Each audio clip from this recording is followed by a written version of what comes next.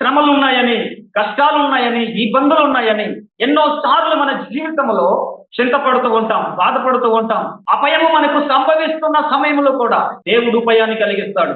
ఎటువంటి వ్యాధి కానీ, ఎటువంటి బలహీనత కానీ, ఎటువంటి శ్రమలు కానీ, ఎటువంటి ఇరుకులైన సమస్యలైనా దేవుడు తప్పించగలిగే, బ్రతకగలిగే ఉపాయాన్ని మనకు కలిగిస్తాడు.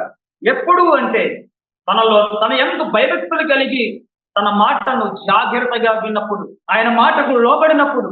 కనుక ఇక్కడికి శ్రమ వస్తుంది, కష్టాలు ఉంటున్నాయి, ఇబ్బందులు ఉంటున్నాయి. కొన్ని సార్లు మన యొక్క శ్రమలు అపయములోనికి తీసుకెళ్ళిపోతాయి.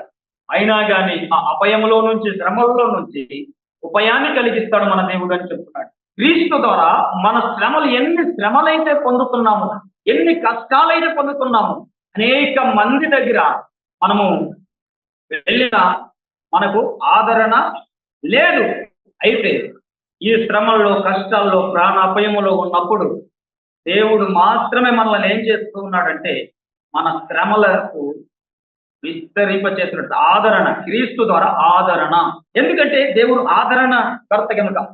ఆదరించేవాడు, శ్రమల్లో ఉన్న వారిని ఆదరించేవాడు, బలహీనులను బలపరిచేవాడు, త్రొట్టిల్లిపోతున్న వారిని లేవనెత్తేవాడు.